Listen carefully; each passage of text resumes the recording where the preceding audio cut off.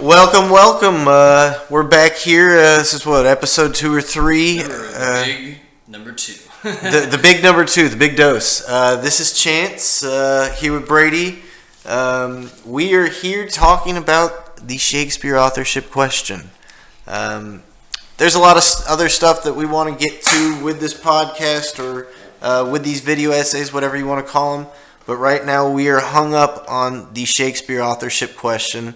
And for many, many reasons, but let it suffice to say that it's because we speak English. We live in a culture that comes from England in a lot of ways, even if you're Hispanic, Jewish, Black, Asian American, different forms of white American, European American, whatever label you are.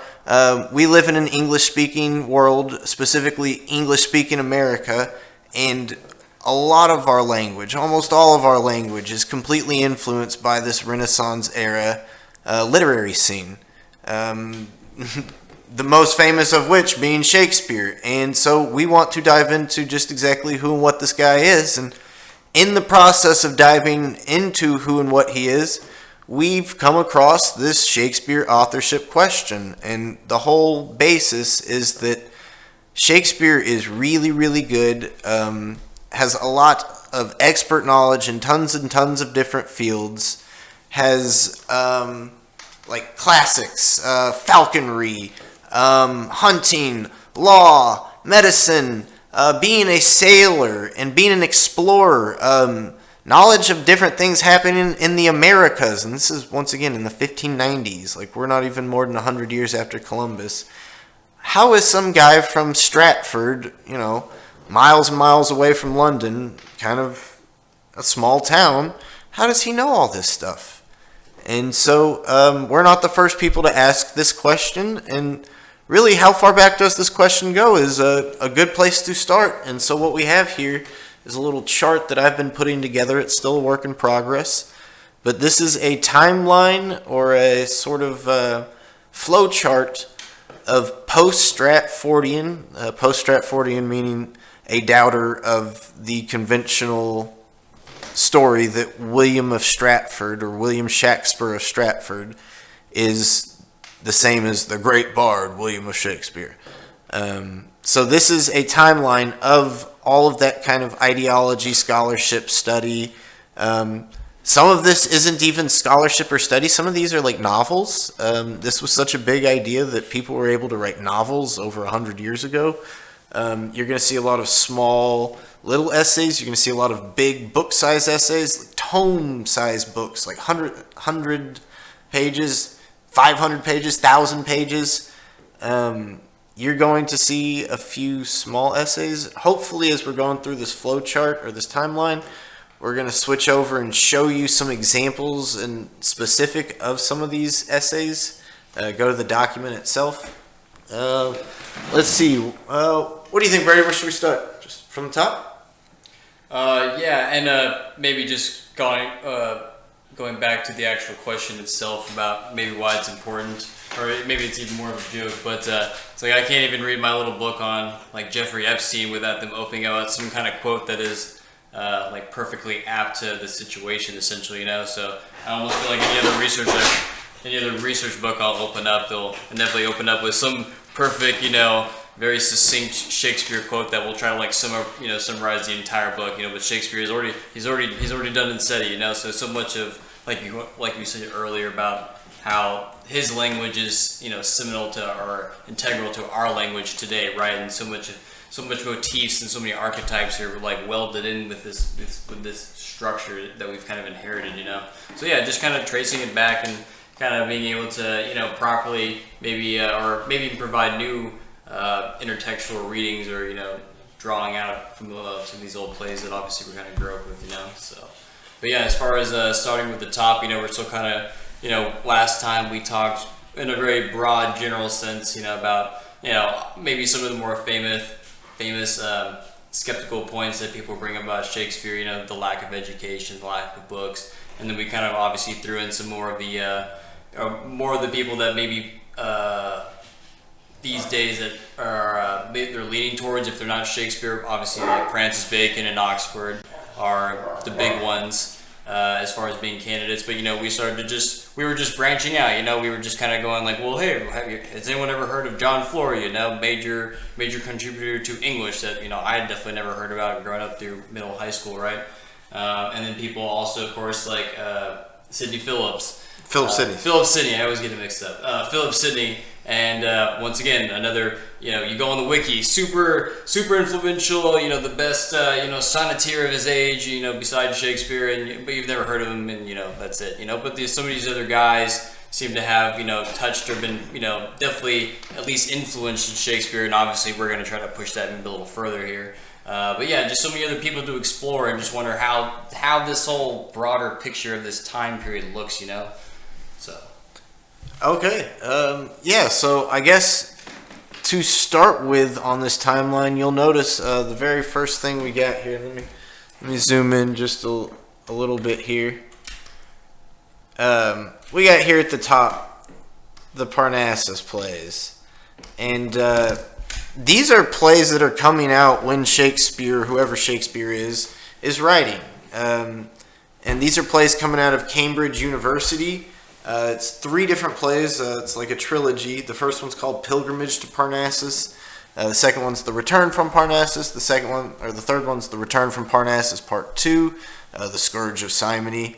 And they're kind of weird wandering plays that are clearly super allegorical.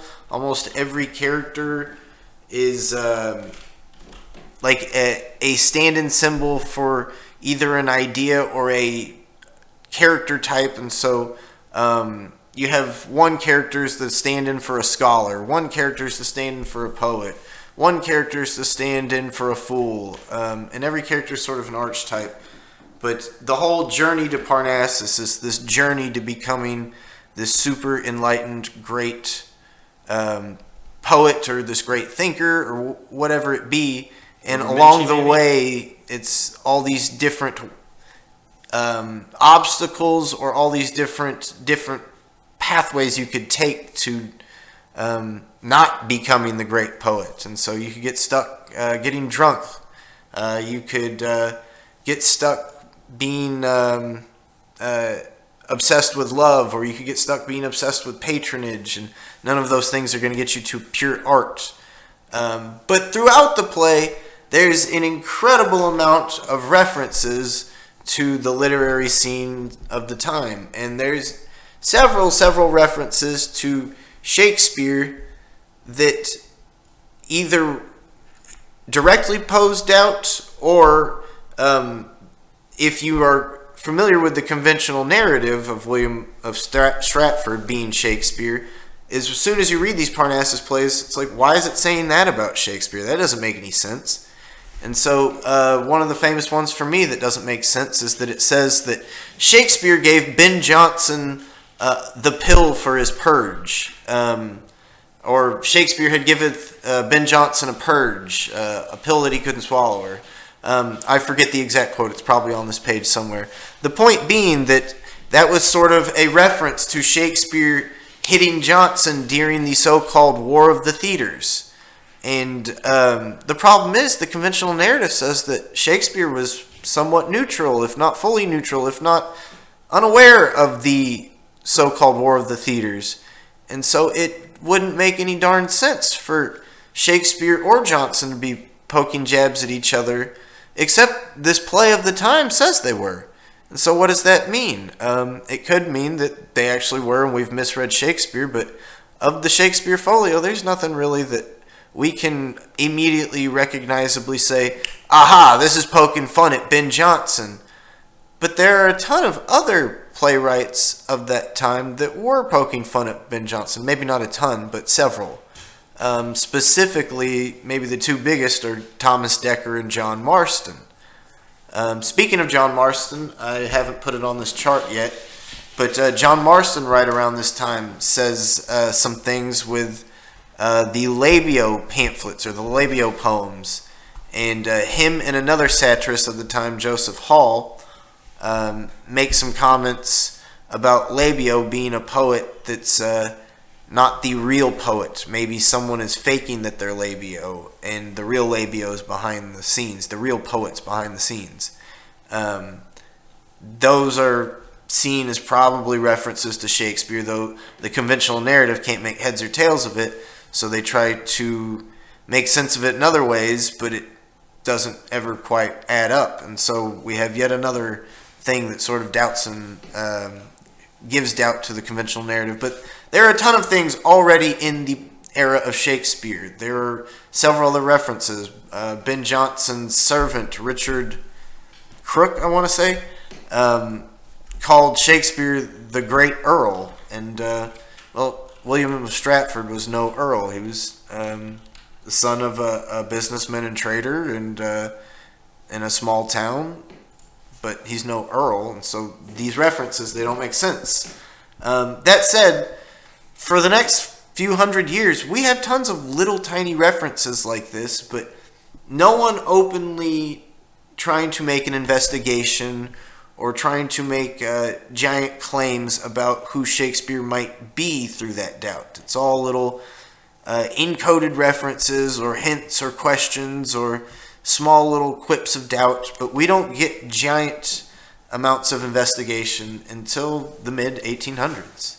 And the first person to question it is a guy named William Henry Smith, and he's not the first person to question it, but the first person to outright pitch somebody else. And this guy, William Henry Smith, in 1856, in a letter to some guy named Lord Ellesmere, says, I think Francis Bacon wrote the whole entire Shakespeare canon, and I think he speculated that Bacon wrote a bunch more than that.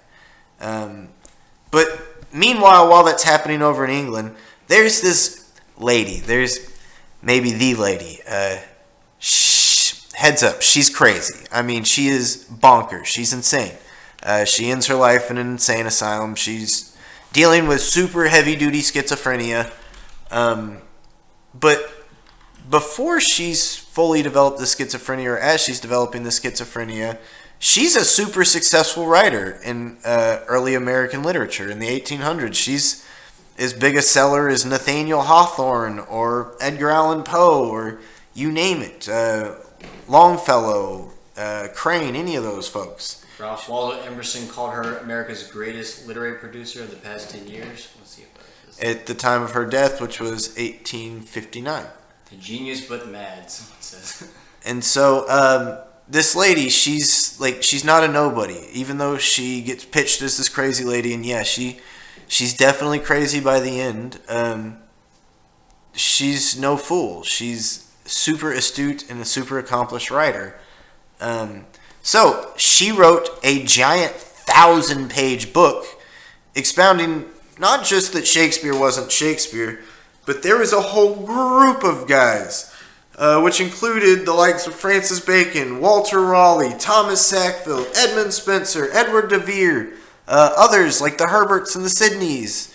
And she speculated that they were a group of discontented, disenfranchised nobles that were dealing with a somewhat tyrannical or despotic government from the Tudor family, and that at some point post Magna Carta you would come to a balance between nobles and monarchs, and that balance would be in throes every now and then, as seen with some of the English civil wars. But with Henry VII onwards, you get a super top-down regime, super heavy top-down regime, where it's almost, we use the word fascist or totalitarian now. That's the sort of language Delia is using to describe the reigns of Henry VII, Henry VIII, and then on through Elizabeth, which includes Edward and Mary as well, but Elizabeth as well, and maybe even more Elizabeth than any of them. She was, at least by Delia Bacon's perspective, she was this insane, egotistical,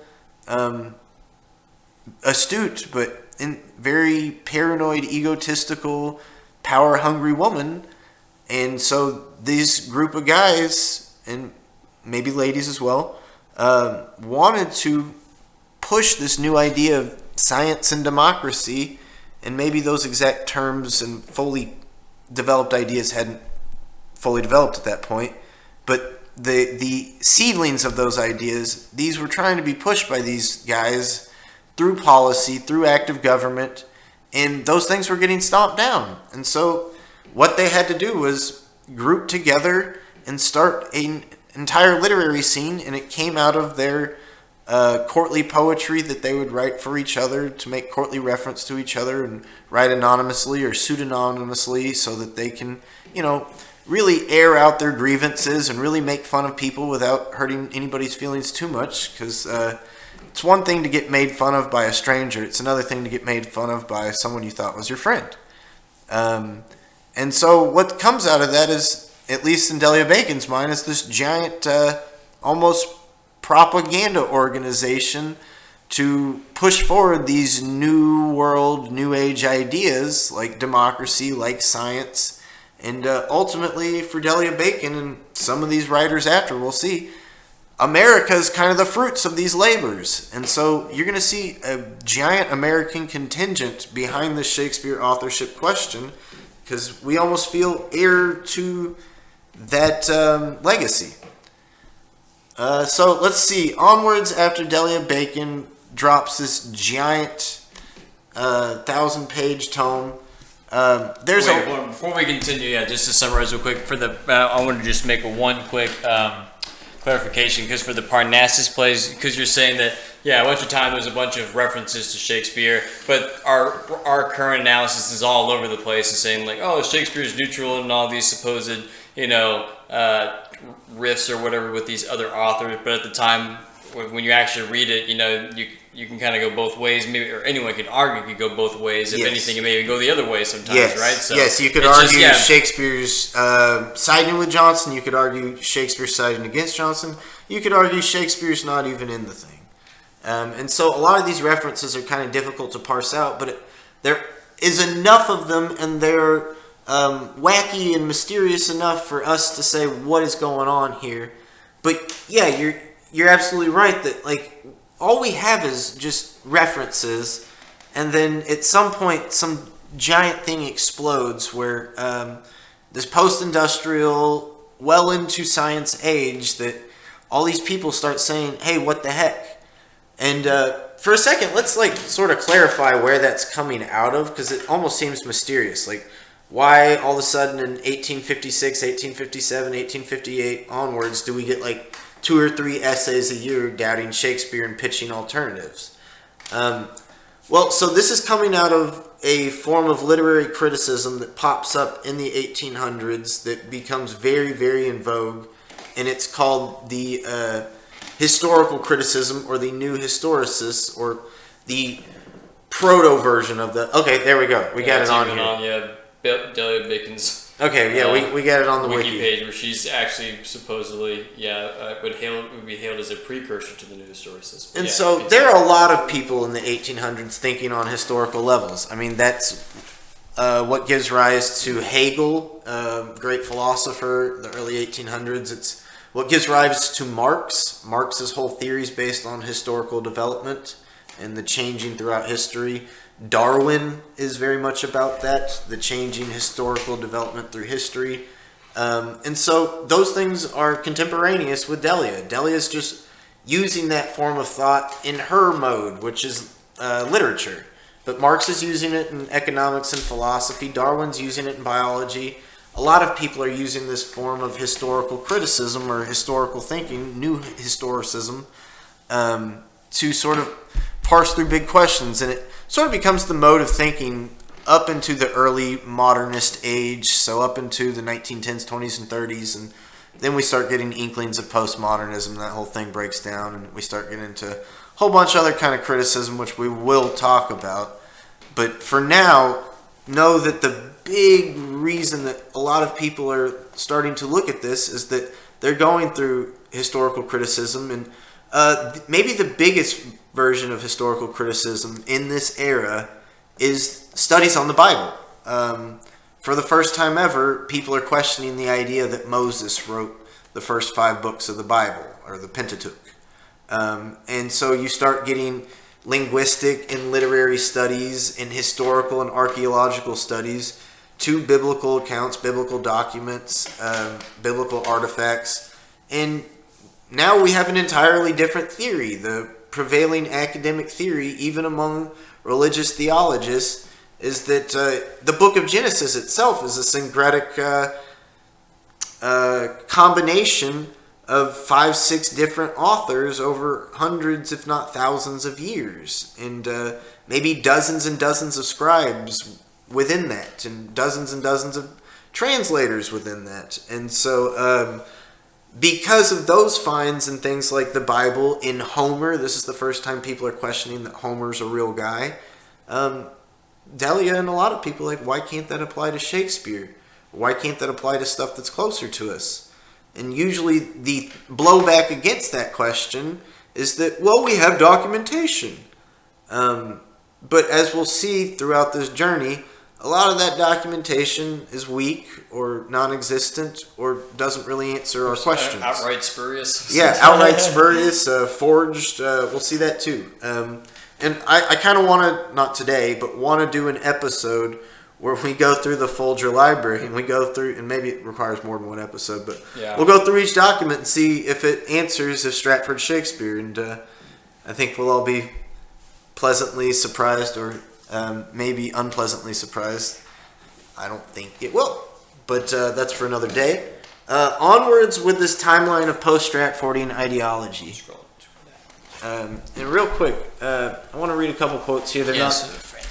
They're not all finished here, but it says here, with the slow growth or development of Bardolotry, we get a counteractive growth and development of Shakespeare doubters. So for those of you that aren't familiar with this term Bardolotry, Shakespeare was always well received and well liked among academics and literary lovers from his time onwards, but nobody said he was, or very few people said he was the greatest unquestionably until the 1800s. And with the dawn of the Romantic poets in the 1800s, we start getting a ton of people saying Shakespeare's unquestionably the best. And so once we get into the 1800s, Shakespeare's just unquestionably pedestalized as the greatest English author of all time. And maybe that's true, maybe that's not.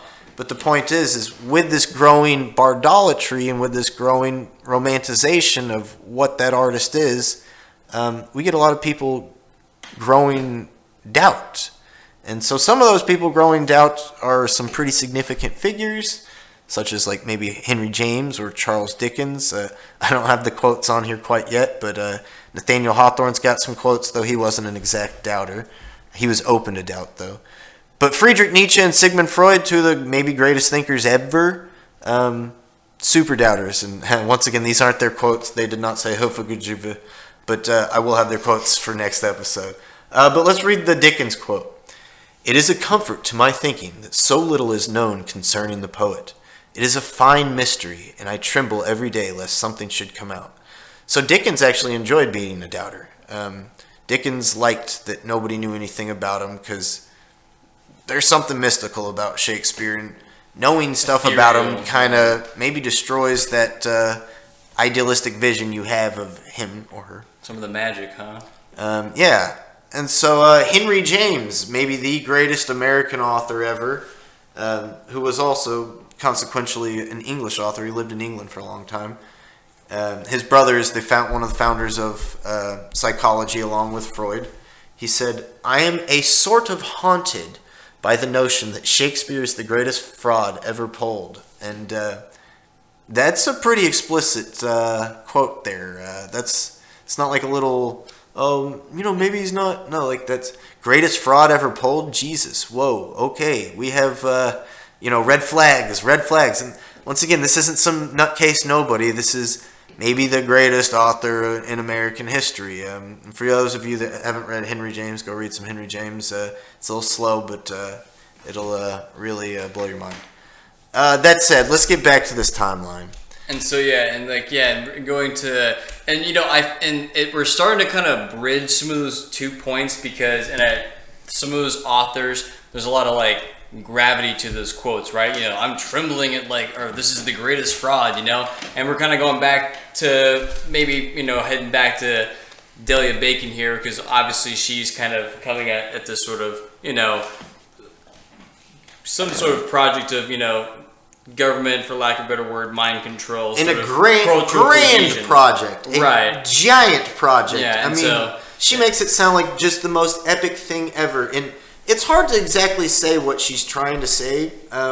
Partly, I think, because she's going schizophrenic. She's struggling a little bit with her language. But I think part of it's that, like, what language can you use in 1856 to describe some of these phenomena? Propaganda wasn't a super in vogue colloquial term. Like, I don't even know if it exists in 1856. A lot of other to go back to Freud, isn't it? Yeah, you think of like Bernays and Freud and propaganda or whatever too, right? So right. And like, so let me see where we want to go with this, because her theory is super interesting in that she's pitching several people, and though she's got 1,000 pages, she never does any close textual readings, but she has read all these folks. The point being that almost every popular theory is this man is Shakespeare or this woman is Shakespeare, but it's almost always this is the great mind that Shakespeare must be, and this must be the greatest mind of that era. So whether you think it's Francis Bacon, or whether you think it's Edward de Vere, or whether you think it's Christopher Marlowe, or even Mary Sidney, or even Queen Elizabeth, which won't be one of our candidates that we dive too deeply into.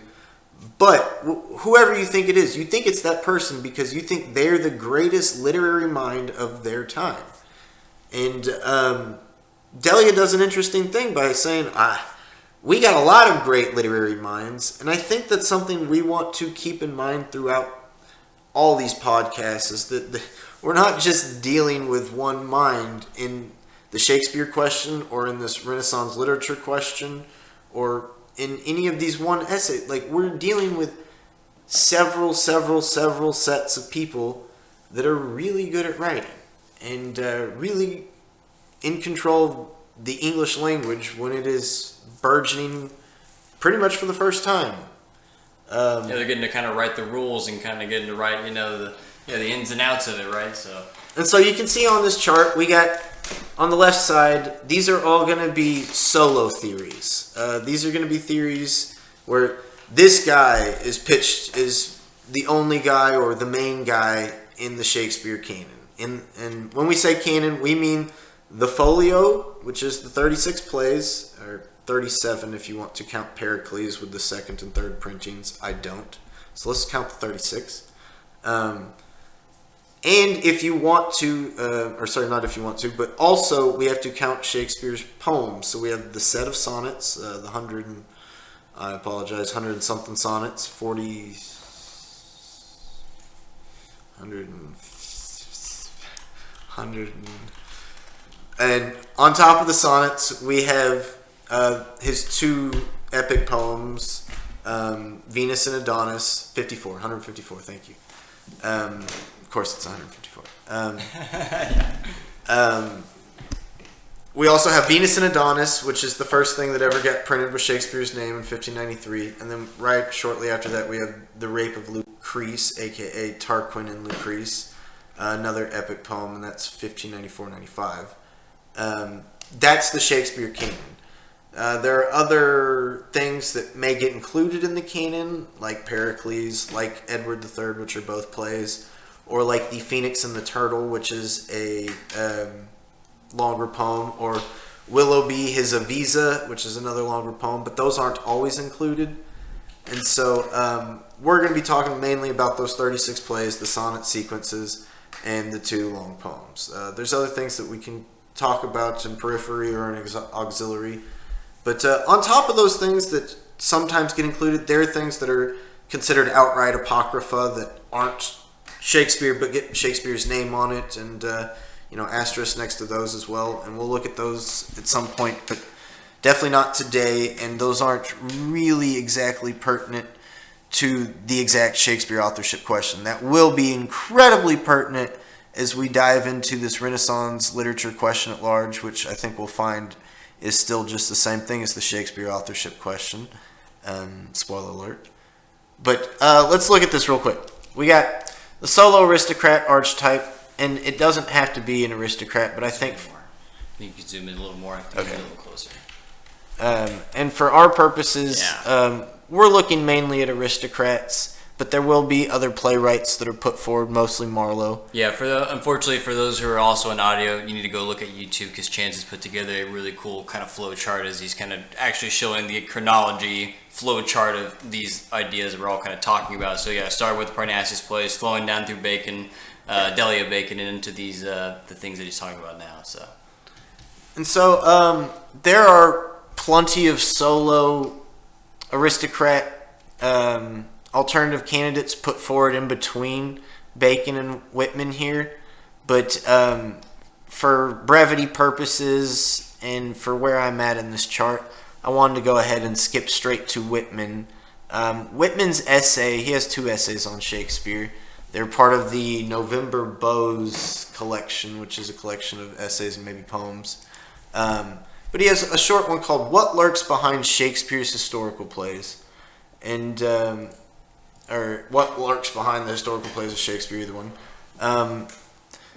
It, to me, blew me away because when I first got into Shakespeare, this is where I get confessional here.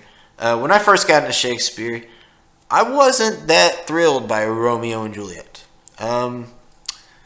Wasn't that thrilled with even something like the comedies. Like, didn't really care for Comedy of Errors. I just felt kind of kitschy and cute. And now that I'm more initiated in Shakespeare, I have supreme appreciation for them. But they didn't immediately blow me away. The thing that got me into reading Shakespeare are the history plays. And they can be read as one giant sequence. Like, it's 8 or 9 of them. So you can think of like, 3 trilogies. It's this epic thing where we're getting pretty much the history of the monarchies of England from a certain point onwards. Mostly it covers their War of the Roses, Civil War stuff. But it goes all the way back to King John. And we get from Richard II to Henry IV to Henry V to Henry VI to Richard III. We get it pretty much straight through from 9 different plays. So it, to me, always blew me away. It was super epic.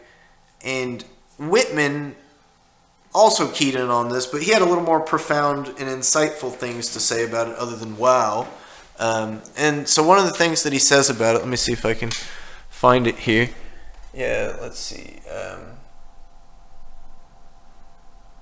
Start from here. English historical plays are, to me, not only the most eminent as dramatic performances, my maturest judgment confirming the impressions of my early years. So he, too, was blown away in his early form by these history plays, and now that he's much, much older and wiser in 1884, he's able to explicate why he was blown away. But what he's saying is, my maturest judgment confirming the impressions of my early years, the distinctiveness and glory of the poet, of the bard, the great Shakespeare, reside not in his vaunted dramas of the passions, so not Romeo and Juliet, not even Twelfth Night, not Antony and Cleopatra, but those founded on the contest of English dynasties in the French wars. So we're talking Henry V, we're talking Richard III, we're talking Henry IV, talking Richard II, a lot of Henrys and Richards, you'll see that. And, you could consequently include Edward III, which is an anonymous play. A lot of people think that Shakespeare's one, if not the main writer. You can include Thomas Heywood's Edward IV in there, which Thomas Heywood's an attribution to Edward IV. We don't know for sure if Thomas Heywood wrote it. We're pretty sure, but spoiler alert, I don't know if we know who Thomas Heywood even is. And we'll get into that as we go deeper and wider and broader into this question. But for now, the point being that the whole greatness of Shakespeare, according to Walt Whitman, which, by the way, Walt Whitman's another one of these guys. He's not a scrub. Like, just go listen to a YouTube poem of Walt Whitman. Somebody reading Walt Whitman. They used him for a Levi's commercial a few years ago. It was one of the most mind-blowing commercials I've ever seen. I didn't go buy the jeans, but the point being, Walt Whitman is an absolute wordsmith. We're living in Walt Whitman's shadow as far as poetry is concerned. He is still one of the most modern poets you can possibly read, and he's writing back in 1860, 1870, 1880. Not to, pedestalize Walt Whitman, but to show that Walt Whitman has a giant he has an incredible ability to use words, to smith words, to coin words. He has an incredible ability with syntax, and not just poetry. You can see it in these essays. And so, how does he get that? Well, it's from reading stuff like Shakespeare. And he's reading it thoroughly, so much so that he's picking up their abilities and using the language like they can in a lot of ways. And because he's reading it so closely, he's coming to these realizations that it's about this dynasty. It's about the history of England. It's about these historical movements. The culture of England, you know? Yeah, like which is, to us, it's like, oh yeah, that's England. But back then, they're probably not all thinking themselves. You've got all these sub little, hamlets and divisions and, Yeah, we think of England being around as like forever, but like, when was the tell modern... Ireland that, tell Scotland that, right? Right. When was the modern unified conception of England coming about? It's in this Elizabethan age. It's post-Spanish Armada defeat. That's when we're getting modern English. That's when we're getting the exploration and colonization of the English world in a lot of places, the beginning versions of it. And so, like, in a lot of ways, England's not born until it becomes a colonial power. That's what England has been in our eyes. And we're getting the birth of it here with Shakespeare, and Whitman's keyed in on that. And so he says, conceived out of... I skipped a line here because I want to finish this. He says, but form, as we get it all, the chief in a complexity of puzzles. So we get a puzzle. This is a giant riddle. This is a giant enigma. This is like, Stanley Kubrick's The Shining for Walt Whitman. And so he says, conceived out of the fullest heat and pulse of European feudalism, personifying, and these are the plays, personifying in unparalleled ways the medieval aristocracy, its towering spirit of ruthless and gigantic caste. So we're getting a lot of classicism. With its own peculiar air of an arrogance, not just mere imitation, only one of the wolfish earls, so plenteous in the plays themselves, and specifically the historical plays here, or some born descendant or knower of one of those wolfish earls, might seem to be the true author of those amazing works. And so what he's suggesting here is some guy from Stratford couldn't possibly write this. This has to be somebody getting a whole family collection of stories and heirlooms to write about, to live in as a boy or girl growing up, a childhood, hearing grandpa or Uncle so-and-so come over for Christmas and tell these stories. There's people writing books about this for the first time. Raphael Holinshed, forget his name, but something Hall. There's a bunch of people writing Thomas North, writing historical pieces for the first time.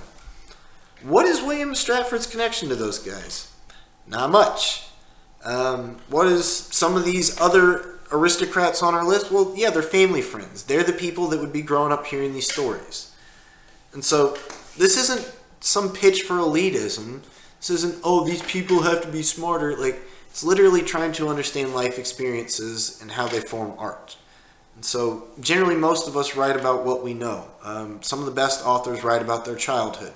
I can't tell you how much Stephen King has pilfered out of his childhood and made into art or commercial art. If Stephen King can do it, why wouldn't Shakespeare? Stanley Kubrick does it. Even some of the most auteur, avant-garde people, they go from their own life experiences. So why wouldn't Shakespeare? And so these people have life experiences that could explicate what you see in the plays. And that's what Whitman is talking about here. But Whitman's not just talking about that. Whitman goes farther. And Whitman says at one point, let's see. This is where you would ended or whatever. Let's just start at the, let's start here. For it is impossible to grasp the whole cluster of these historical plays, which he lists here: Richard II, Richard III, King John, Henry IV, Henry V. He says even Macbeth or Coriolanus and Lear. I would even maybe throw in Julius Caesar. And by the way, these are like the list of the best plays. This is a great list, a short list of just the best plays. Hamlet as well. But it is impossible to grasp the whole cluster of these plays, however wide the intervals and different circumstances of their composition, without thinking of them as in a free sense. The result of an essentially controlling plan. Okay, this isn't wacky, crazy Lady Bacon up in the loony bin. This is Walt Whitman, the greatest poet of your country, saying that Shakespeare and his plays and poems, specifically his historical plays, are the result of an essentially controlling plan, a program to control society. Maybe that last part's my projection, but let's see what he's saying. He says, what was that plan? Or rather, what's veiled behind that plan? For to me, Walt Whitman, there was certainly something so veiled. There seems to be, for Whitman, something encoded in here, something to dig and pull out.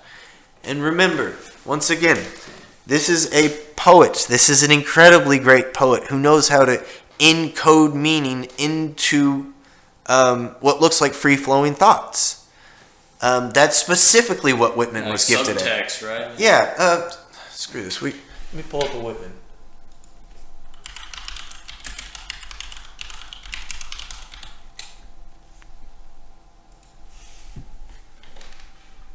Let me just, whether you like this stuff or not, that's fine. But I want you to see, here, let me find a different one. Just what kind of abilities this man has. Okay. This is a really short one, but this is a good. Center of equal daughters, equal sons, all alike, endeared, grown, ungrown, young or old, strong, ample, fair, enduring, capable, rich, perennial with the earth, with freedom, law, and love, a grand, sane, towering, seated mother, chaired in the adamant of time. And just a little ditty he scrawled out, but incredibly filled with rich American language, philosophical language, feels timeless, feels important. And there's tons of meaning put out into it, but it feels just free-flowing.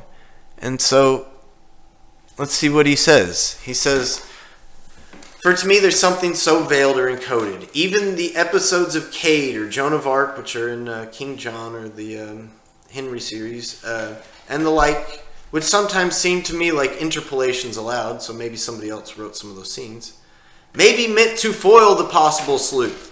So maybe they're not just somebody adding something in. Maybe there are lines put in here to confuse the crap out of us while we're trying to figure out what the heck all this stuff's really coming from or what it's about. And it might throw any too cute or acute pursuer off the scent. In the whole matter, I should specially dwell on and make much of that inexplicable element of every highest poetic nature which causes it to cover up and involve its real purpose and meanings in folded removes and far recesses. So for Whitman, not just Shakespeare, but all poetry for all people everywhere is already an endeavor to incept you. Yeah, and like encode meaning into something, have you read it, and you don't know it, but you're taking some of that meaning in. Yeah, it's like, is that not like, subliminal messaging in some regards? Yeah. Like, it's just it's a science that we well regard as being, powerful, right? So Whitman's well aware of this, and he's well aware of it as he's writing poetry, and he's making great poetry because he's well aware of it. And so he figures, hey, maybe these guys are well aware of it. Maybe they're doing something on a whole nother level, because it sure seems like something's going on, and I can't quite get to the bottom of it. And we could go on with this essay. It's a beautiful essay, but these are probably the main points that I want to touch on, because between these two quotes, we have some really important direction here. One, we get a prototype for who or what a Shakespeare writer could be. A descendant or knower of one of those wolfish earls. So somebody high up in courtly politics, somebody that descends from a family of nobility that's been... Like we kind of touched on last time, that actually makes logistical sense for them to, be able to be well-traveled, well-read, and have enough freaking paper to actually be able to write this stuff down. Because, like we mentioned before, if you're ever doing your own writing, you're wasting tons of paper. So, yeah, damn, poor Stratford Shakespeare. I don't know how he managed to write it all in that first draft, but... And, I'm going to tell you, Shakespeare, paper wasn't cheap. Paper wasn't cheap. That stuff's still... largely made out of vellum, which is animal hide. Probably had to go to a tannery to get it. Of course, yeah. How much is also the printing press story wrapped up in this story as well, absolutely, right? Yeah, so absolutely. that and the Bible and Shakespeare, and right? so, there's, we're talking mainly about the theater, but we will get into the printing scene. We will get into the writing of the KJVB, the King James Version Bible, which is happening contemporaneous with all this, the height of Shakespeare, basically. I mean, Shakespeare supposedly retires in 1612, and the King James Bible is published in 1611. We can do the fun little fact, and even mainstream Orthodox scholars always point this out, and I don't know why they point it out, because it definitely doesn't help their theory. But if you go to Psalm 46 in the King James Bible,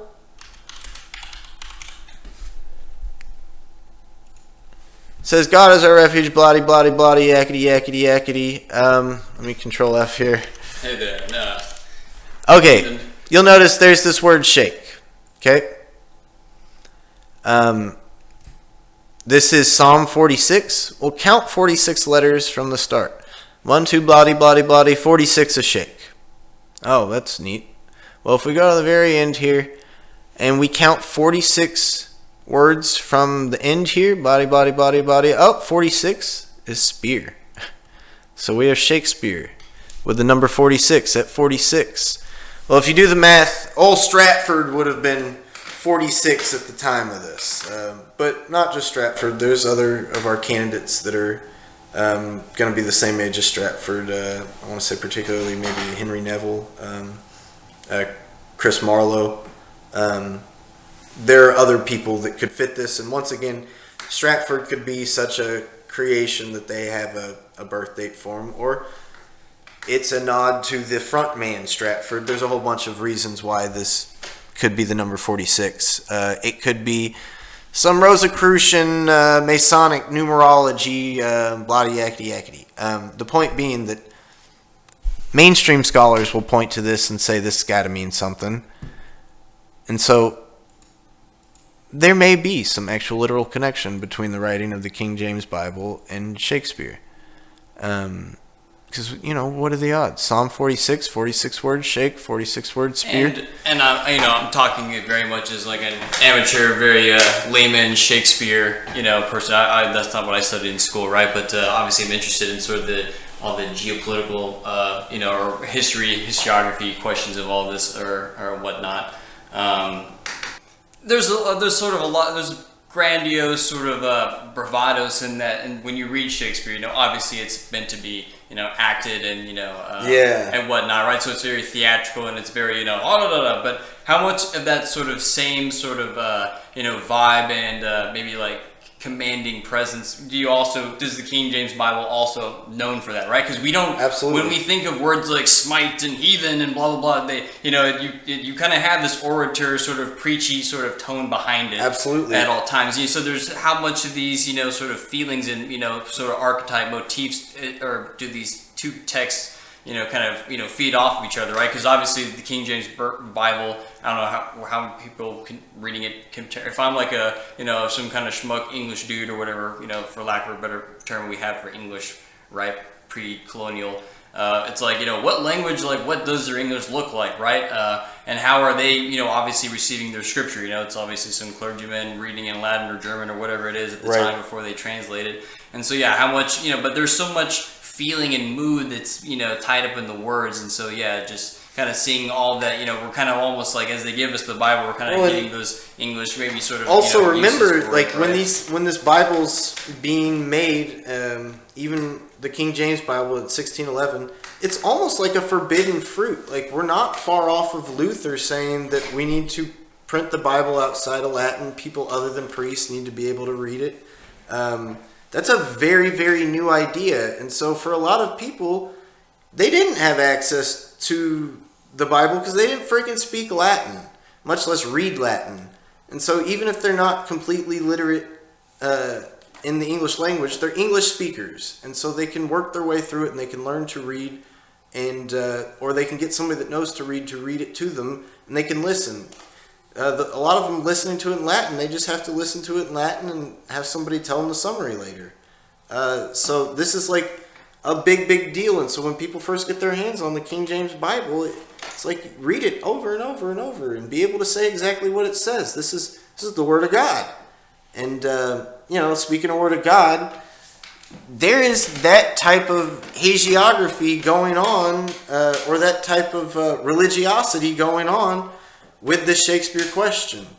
And not just on the Stratfordian side. It happens on almost every school here, where Shakespeare almost becomes unquestionably, not literally the word of God, Yahweh or something, but like unquestionable and sacred. It cannot be questioned that Shakespeare did not write this. It cannot be questioned that Shakespeare didn't write every word of this. It cannot be questioned that these aren't the exact phrases that he wanted, even though the things have been edited several times, printed 7 years after the dude supposedly died, clearly edited since they were printed. Some of the plays were printed the first time. And so already we have an issue because people want to hold this thing as massively sacred because it means that much to where they are as a culture. And on that note, Brady wants to segue into some of his historical stuff that it's easy for us to kind of deny this conversation, or it's easy for us to get focused on this conversation because it's English. So, this is English. That's not how it works. That's not how our world works. This may be too close for some people. It may be so close for some people that they're not interested in other versions of this around the world. But this isn't something that's only happening in the English world. This happens in pretty much any place where you get a big centralized language or what we call an empire. Maybe that's the best definition of what an empire is a body or a state that can go to a wide enough geography to turn a bunch of people with different cultures and languages into their culture and language. And, of course, us in America, we know what the power of that is. And sure, every person from England and you guys listening from across the pond over yon, whether in Australia, England, or up top in Canada, or if you're over in another non-English speaking part of the world where you speak English, you know the power of language and the extent that it can just completely take over and like an invasive species, just it's there and the old language is out. I mean, look at the Basque people over in Spain. Look at the Native Americans across North and South America. Those languages have been almost completely wiped out by English and Spanish. And so it's easy to talk about European stuff, but this isn't, once again, we could go to dynastic China. We could go to the Mongol Empire. But I think maybe the best version of this story is what Brady's got here. Oh, I don't know if it was the best one, but yeah, I had read this book. Maybe the most direct version of the story is what I should say. Yeah, I'll give you that, because I had read this, I picked up this book a while ago, and I was like, just looked interesting, and I had read it on a plane or whatever, but there was a lot of it just stuck with me, and I pulled it out, more recently when we started talking about Shakespeare and sort of, expanding our thesis on who this particular authorship could be. And for one, kind of going back to appreciating poetry or some other language or media, growing up, it's like, why is poetry a thing? This stuff is dumb, this stuff is boring. I definitely get stories, I definitely get songs even, right? But going through elementary school and middle or whatever kind of compulsory school you have, and you're kind of forced to churn out a little sonnet or a little acrostic or a limerick or whatever it is, and it's just why 575. Why are we doing this? This is completely stupid. But when I was reading this book, and it's all about the formation of the Islamic Empire or whatever, right? And how Islam essentially spread, and how all these different people have this cohesive culture. But one of the big things that they kind of stressed was actually getting poets and bards and actually commissioning a bunch of this language projects, because you want to flex the muscles of your new language. So one, it's it's powerful, it can do a lot of things. You can be express myself, in art or whatever, or I can go down to the nitty gritty because we got to have like tax codes and law codes and blah blah blah. So yeah, you just gives you more commercial power, gives you more philosophical power, and here's also this other part, aesthetic power. Yeah, and so this it started to kind of make more sense. Or once again, you start to see that broader picture. You start to see the actual power. And I've got a few lines I've gone back and highlighted from this book. And once again, maybe you just kind of replace England with Islamic or with certain keywords here. But once again, very similar. You have the burgeoning English Empire, right? They're trying to grab all these kind of loose coalitions out there. They're trying to get all the proper dukes and lords under the banner of the queen, because she says she's queen. There's still all these people that are so kind of doing their own thing or not quite getting Ireland, getting Scotland, and so here's this talking about the mercantile power. But here's another interesting line that sticks out to me is toleration. A common language and a long tradition of a separate rule all help to create a distinctive Andalusian conscience and society. So think about how much you got all these different people you got to try to rope in. We got Scottish people that don't like each other, we got English people, we got all these other people that don't like each other. Not to mention all this Welsh, Cornish. All these people that have long history that don't like each other, but if we can make a cohesive element that essentially teaching toleration in stories or maybe Bible verses or whatever, right? Kind of painting that picture. Not to say that it's maybe there's benefits of what they would call white propaganda, right? Don't kill your neighbor. Obviously we would probably all back that sort of idea, right? But it's still sort of it's still a controlling plan. Yeah. And we talked about English being translated at the exact, or kind of coming together in its full form at the exact same time that the King's Bible is being translated into this new language or whatever, right? That's still kind of, because you have Shakespeare and Chaucer and Florio kind of building it or getting to coin so much of it. But you have the Arabic language, quoting from the history of the Arab peoples again, the Arabic language spread together with Islam, or maybe English spread with Christianity maybe, or French or Spanish, or even before in some places. The new cities with their immigrant populations and their government dominated by Arabs served as centers for a wider radiation of the language. It spread out as both a spoken language and various local dialects influenced by previous vernacular languages, and as a written one in a form of which the unity and continuity was preserved by the Quran and the book sent down in the Arabic language. Yada yada yada. And so the unity and continuity of English was set down in the King James Bible. It was set down in the Shakespeare Folio. Right. Converts of non-Arab origin, or non-English origin, and particularly Iranians, read the Quran in Arabic and played a large part in articulating the system of thought and law which grew out of it.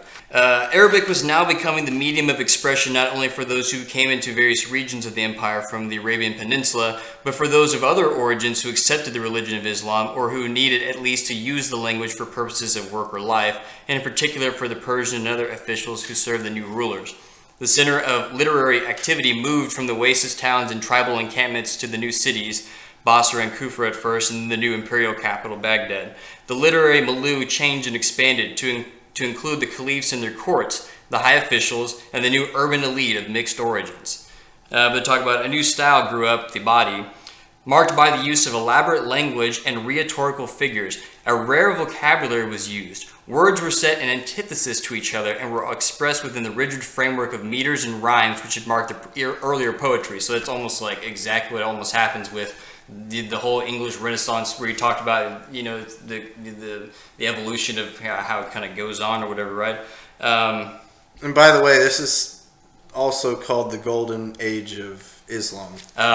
The subjects of poetry were more varied than before. I'm still quoting from the history of the Arab peoples. Poets wrote of erotic love, not simply formalized regret for the lost or forbidden beloved. Some of them took in religious and ethical controversies of the early Islamic centuries. So how much of something like Macbeth with the whole the King James, or what's his King Duncan. Yeah, and obviously there's like contention, whatever, right? But there's obviously, I think people would be sort of have some heated emotions, maybe obviously if you're from that area, right? That have something to say or two about that, absolutely. Right? Yeah, so just so much. Once again, and it's funny how as a Westerner we can just go with such distance. Right, yeah, having ourselves removed from it so easily, unemotionally being able to, or what's like the best word, objectively. Yeah. That we can be like, oh yeah, it's easy to see their whole thing, explained this way, but yeah, they got this, it's all we can, even though they're kind of admitting it's all top down, or dispersion of their, sort of system or whatever, right? But if you bring up Shakespeare, like, no, there's a sort of sanctimonious, sort of sacred. Yeah, you can't. We don't. That's don't do our that. Quran. You can't question it. I thought there was maybe one more big line that I wanted to write. If this once again, if this sounds too heavy for you, like this is where a lot of the Shakespeare authorship's coming from. It's not something that's developed in the internet age. It's not new conspiracy theories. This is great authors from early American literature saying that Shakespeare is a giant sort of top-down plan. Which is what Dolly was kind of trying to get at with her sort of big project thing, and Walt Whitman sort of obviously keying at. To be fair, like I know it sounds super nefarious and dark conspiracy. They got a top-down plan, man. They're trying to control us, man. But read Delia's 1,000-page essay explaining that. She loves it. She thinks that's what needed to happen for America to form. So for her, it's not some nefarious plan. It's a grandly ambitious plan that was great for society, and it worked. It totally worked. We have democracy and science now. Yay! So it doesn't have to be this. You make your own normative judgment on what the value of these things aren't. The point is that Whitman and Bacon both acknowledge that there is some grand ambition underlaid in the structures and ideas and characters and themes of these plays. And sorry, do you want to continue with just hitting on this exact same point? Because I had read this book a while ago when we started, like I said, started kind of talking about the theory, and it's like, I guess that would make a lot of sense. Is why wouldn't the English be commissioning bards to spread the English or spread the language or whatever, right? Absolutely.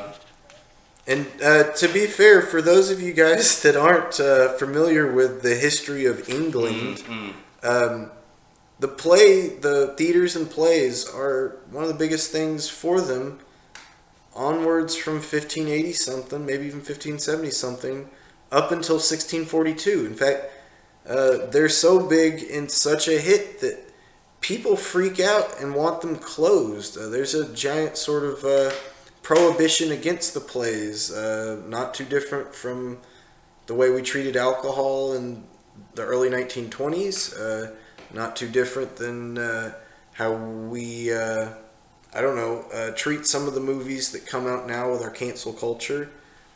It was a very vocal minority of Puritans and old school Catholics and old school Protestants that thought the theaters were promoting too much revelry, too much fun. Maybe even they were pushing satanic ideas. And so in 1642, the theaters get shut down. But that's not the only thing that happens in 1642. The monarchy gets shut down. The entire government of England gets shut down. England goes into civil war. And so what Delia Bacon and Walt Whitman are saying isn't just true for America, it's true for England as well. You get the Commonwealth for 18 years, and when you get a restored monarchy, it's restored with a supreme restriction of power. It doesn't have the power that it had pre-restoration. And let me back out of these grand narratives and let's dive back into the actual specifics of the authorship history or the authorship question history. Last quote that I wanted to last quote that I'll have before you jump back in there I think this one's a good succinct one. The concept of a modern ethnic nationalism, that those who share a common language should live together in an exclusive political society, did not, of course, exist. This is talking about during the Arab times, right? Nor did that of any territorial nation living in a piece of land clearly marked off from others by natural frontiers. So then it just talks about how big of effort it is to actually pull off something like this. To try and do that. Yeah, to do it and have it be successful. Make a big centralized nationality. I mean, even though I'm way over here in Egypt, and I'm way over here in Persia, and I'm way over here, maybe even part of Spain, but we're all part of Islam. We're all part of the Muslim world or whatever, right? Right, or even in just more localized senses, like Saudi Arabia itself. Dozens and dozens, if not hundreds of different nomadic tribes, and at some point they're centralized and they have this thing called Mecca and this other thing called Medina where they can go to centralize and collect and congregate and transfer ideas and develop laws and all sorts of things like that. And so even though that had been happening on a more gradual level in England, it happened in rapid fashion at this time of Shakespeare. And it's centering around London and that literary scene, supposed literary scene of London. I say supposed because it may very well be that some of these things we think are coming out of London theatre are coming from the mansion of somebody living up in Lancastershire or something. But it's getting published and played in London, so we can still call it the literary scene of London. But let's dive back into this history question. We won't go too much further since we've been going for an hour already. Yeah, we got down how far down the flowchart? Yeah, we got like 3 blocks down. But so we went into Whitman and talked about the solo aristocrat archetype, and we will go into all the various theories: the Baconians, the Derbyites, the Rutlanders, the Oxfordians. This chart should have later on things like the Marlovians, the Nevellians, meaning Marlowe, Henry Neville, the Northians, Thomas North. We'll even have some other ones from this era that I haven't listed that are more minor, like the Essex faction, or other ones like Fulk Greville. These are all people that are contemporary with big shots like Francis Bacon and Edward de Vere. There is much big shots. There's guys like Edward Dyer that aren't quite as big a shots birth-wise or family-wise, but they're still in the same circles with the same capabilities. We're going to see dozens of those. But I want to point out that there's another contingent of thought happening simultaneously, and maybe it's not totally fair to block them off separately, because we'll see that there's cross-influence between them. A lot of these group theorists have a favorite amongst their group, and so some of these group theorists you can consider Baconians or Derbyites or Rutlanders. And similarly, some of these Baconians and Derbyites and Oxfordians are totally open to the idea that other pens are in it. They just think that their guy's by far the favorite. Their guy's Shakespeare, the other guy's helping. But these group theorists suggest, not necessarily one is Shakespeare, that this is a collective effort. To be fair, to sort of show our cards, we want to say we're agnostic to the whole question. That it could even still technically be William Stratford, as much as we call ourselves post-Stratfordians. We want to say that we're complete skeptic agnostics. That said, if you are 100% skeptical and agnostic, you have no way to even make a hypothesis. You have to lean towards something. You have to have some direction to go in. And so at some point we have to have guesses. And once you start making guesses, you start prioritizing those guesses. And so we've been doing this long enough to sort of start doing that. And I would say where we're at, and me especially, is that I don't think Shakespeare can be one guy. We already talked about how it seemed super hard and to reconcile the amount of numbers attributed to him, right? That some dude just has a major percentage of just making up a bunch of stuff important to a language, right? So it still wouldn't make sense to us to be like, oh, it's not Shakespeare, it's just one other guy who still invented, an insane amount of words. It's still very, astronomically hard to, Let me pitch it this way with a specific example. One of these Shakespeare candidates is a guy named John Florio. John Florio himself was a translator and poet. There are about 1,900 words in our 120,000 word English vocabulary, more like 200,000 word English vocabulary, but like a whole percent of that is specifically made by John Florio. But here, 1,916, 1,100 words, 1,149. So 1,000 words still. 1,000 words of our lexicon, our vocabulary. if he is Shakespeare as well, Shakespeare has 1,900 words. That dude now has 3,000 of our words. That's such a gigantic percentage that I can't even wrap my mind around it. And so, and there are other things, like all the vast amounts of different kinds of knowledge. Just the size of Shakespeare's vocabulary was about twice of that of any of his contemporaries, if not 3 or 4 or 5 times the size of that of any of his contemporaries. And that's hard to account for. That said, we do have more plays extant from Shakespeare. They did get preserved better, so we do have more stuff to go on. The point being that there isn't much to compare in that sense, and he seems anomalous. And so those are some of the things that these group theorists are going on. We can start with... Is it back over here? My bad. No problem. We're going to flip it over here. So if we start up here, zoom in a little more, I think. We get the group theory archetype. It's a lot less defined. There is no specific paradigm per se, but there are various different forms, and some of the more popular forms are that this is an aristocratic group, or maybe even a secret society group like Rosicrucian or Masonic or Proto-Masonic. Back in the day, before people would say things like Rosicrucian or Masonic as much as we do now in the internet age, people said this was part of Walter Raleigh's so-called School of Night, where they would go and talk about dark things like atheism.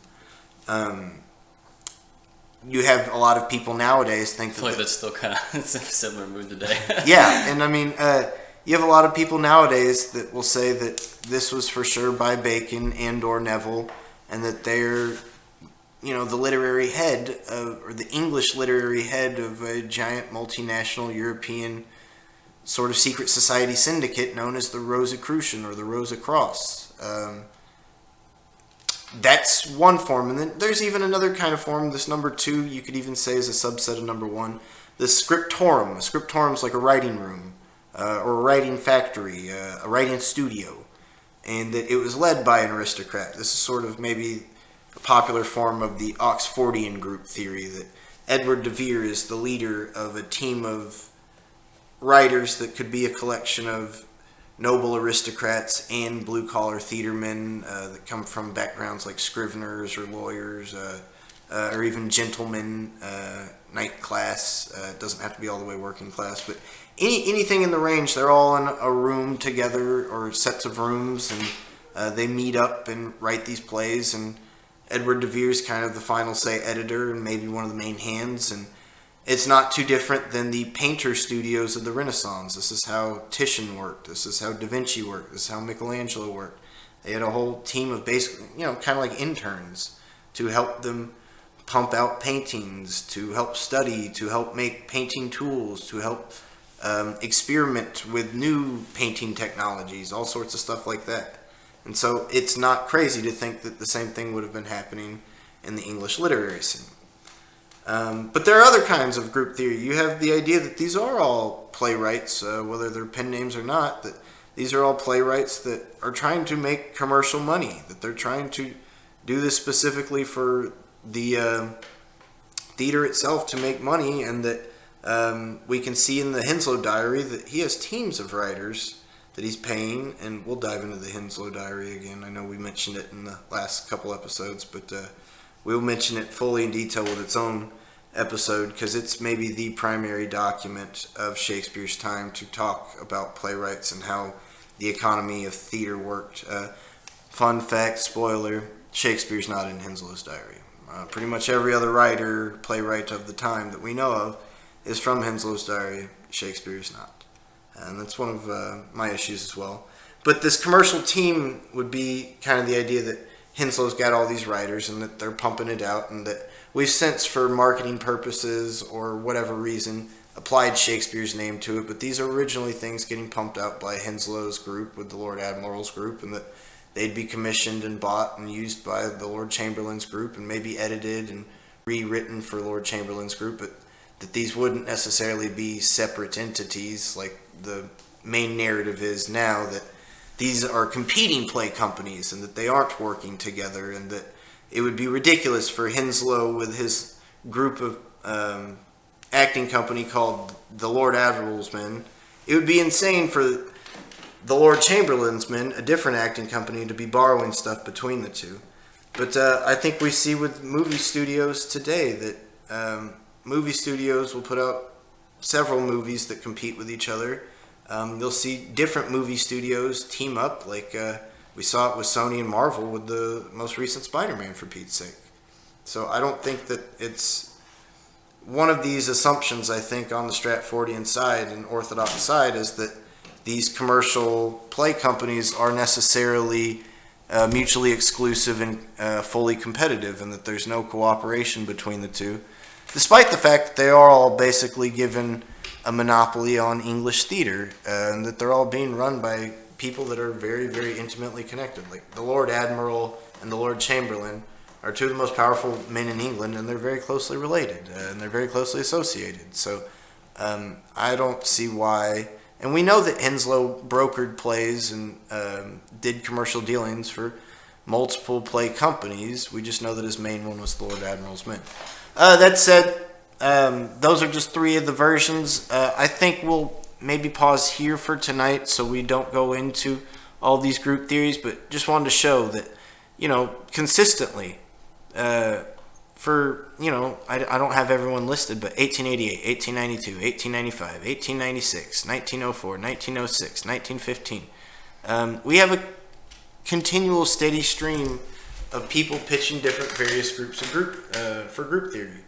It's maybe the predominant form or mode of Shakespeare alternative authorship. It's maybe the favorite form of authorship all the way up through the 30s. And then something happens and that's no longer tenable for whatever reason. And I won't leave us on that much of a cliffhanger, so I'll shortly explain it, but we'll go into more detail in the future.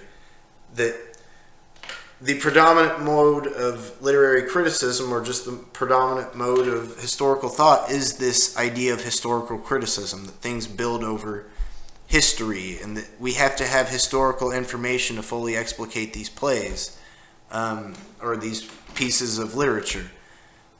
But as we get into modernism and creep into the early days of postmodernism, we start to shift towards this idea of the death of the author, the death of the details. It's all about the text itself. And I want to go out on a limb here and say that it is specifically because of things like the Shakespeare authorship question that we move towards that mode of thought. No longer is it important what the author thought or what the author intended. It's all about the text itself and what is available with the language itself. The art, not the artist. Right. Which I think is an incredibly valuable form of criticism. And I think it's super helpful, especially with things like film, where so much money and personas behind stuff. I think it's great to extract all away and try and read the text for what the text is, because ultimately it's about what's in the stuff. That said, if we are trying to understand the historical basis and look at this thing as a historical, property, we have to understand where and how it was made. Like, there's no real argument about that. So what if it doesn't fully explicate why the play is great? That's not really exactly what we're talking about. We are talking about trying to understand history. This is a historian's job, not just a literary critic's job. And so with the 1940s and on to the 50s and 60s, we get this thing called new criticism, and that is the whole idea of the death of the author. Only read it as the text itself. And with that is kind of the death of group theory, and we get a temporary lull in the authorship question in general. It takes until the 80s to really jump back. We get past the 50s, the 60s and 70s, not a lot of that's being talked about. And it takes Charlton Ogburn and his Oxfordian school in the 80s kind of recapitulating this. And since then, we've gotten a whole bunch of stuff from the Marlovians in the 90s and the introduction of stylometrics, which is the computer analysis of mathematical combinations of words and sentences. We get Henry Neville getting pitched, and we get this giant uptick in cryptography research with the dawn of the internet. But it took up until basically the digital age to dig this question back out again because of that new criticism, that school of new criticism, which I do want to point out is coming out of the American Northeast. It's coming out of places like Yale and Harvard, and it's coming from big shots like Robert Penn Warren. Who are some of the other big shots? Robert Lowell or Elizabeth. I can't remember her name. A bunch of poets, a bunch of writers, a bunch of essayists that are all really big shot academics. So yeah, there we go. Ransom. John Crow Ransom, Robert Penn Warren. Cleaneth Brooks. A lot of these are much more the critics and academics themselves, but they're poets that are really associated with this movement. Elizabeth Bishop, thank you.